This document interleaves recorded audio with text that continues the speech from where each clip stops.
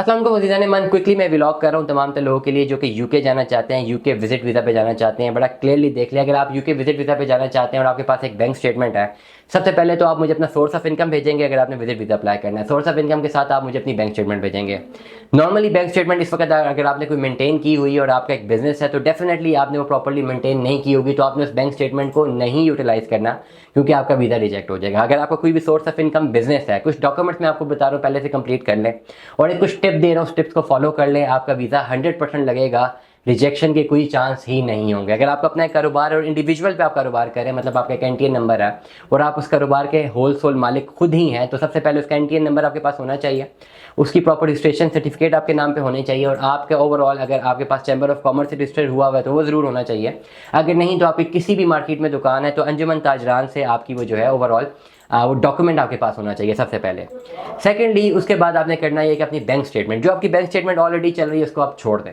अभी करंटली मैं व्लॉग कर रहा हूँ, जुलाई का महीना है, अगर आपने आज अपनी बैंक स्टेटमेंट बनानी है तो जुलाई, अगस्त, सितंबर, अक्टूबर, आप नवंबर के पहले हफ्ते में विजिट वीज़ा अप्लाई करेंगे। आप किसी भी बैंक में अपने ज़ाती नाम के ऊपर आप एक अपना बैंक अकाउंट खुलवाएंगे और उस अकाउंट को बनाएंगे सैलरीड अकाउंट। बैंक वाले पूछेंगे किस लिए होता है तो आप बनाएंगे मेरी सैलरी आनी है। सैलरी के लिए वो आपसे डॉक्यूमेंट मांगेंगे, तो अपनी ही रजिस्टर्ड कंपनी से अपने ही लेटर हेड पर अपने ही नाम की एक सैलरी की डेजिग्नेशन आप बनाएंगे, एक पे स्लिप बनाएंगे और अपनी ही डेजिग्नेशन लगाएंगे जो कि आप बैंक में सबमिट करेंगे। ये बहुत ज़रूरी है। ये मैं टिप्स, ऐसी टिप्स हैं जो कि पेड टिप्स हैं, लोग पैसे लेके चीज़ें बताते हैं, मैं आपको फ्री ऑफ कॉस्ट बता रहा हूँ। ठीक हो गया। सबसे पहले आपने ये काम करना है कि अपने ही कारोबार से अपने ही नाम का एक ऑफर लेटर निकालना है कि आप अपने ही कारोबार में एक एम्प्लॉय हैं, और डेफिनेटली कोई भी नहीं, मैं भी अपनी कंपनी का एम्प्लॉय हूँ, मैं भी सैलरी लेता हूँ। आप अपनी भी नाम की सैलरी की स्लिप्स और ये डॉक्यूमेंट बैंक में शो करके अपना अकाउंट बनाएंगे। हर महीने 10 तारीख को आपकी सैलरी की सूरत में आपके अकाउंट में 10 लाख रुपया जाना चाहिए और ये 4 महीने तक जाना चाहिए, 10 लाख रुपया।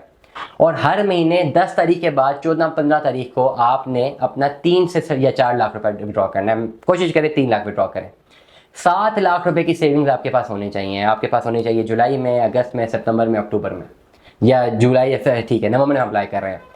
नवंबर में आपकी बैंक स्टेटमेंट ये बोल रही होगी कि आपके 10 लाख रुपए मंथली इनकम है, 3 लाख आपका जो है एक्सपेंस है। आपके पास अभी करंटली सिर्फ और सिर्फ 28 लाख रुपए की सेविंग्स पड़ी हुई है। ये simple open and shut case होगा, आपने सिर्फ अप्लाई करना है, कोई जस्टिफिकेशन की जरूरत नहीं पड़ेगी, कुछ भी जरूरत नहीं पड़ेगी। सिंपल से आपके पास एक बैंक स्टेटमेंट होगी, हर महीने की एक एंट्री होगी, हर महीने की डिपॉजिट होगी, हर महीने का जो है उससे क्रेडिट डेबिट हुआ होगा। ये केस जमा करवाएंगे और आप सीधा बोलेंगे जी मैं एक बिजनेस, बल्कि बिजनेस भी नहीं बोलेंगे, फलानी कंपनी में या सेल्फ एम्प्लॉयड हूँ, या फलानी कंपनी मेरे नाम पे, मैं अपनी कंपनी से अपनी सैलरी विड्रॉ करता हूँ, ये मेरी बैंक स्टेटमेंट है, हर महीने मेरी इतनी सैलरी आ रही है, उसके बाद मैं कंपनी से कुछ नहीं लेता।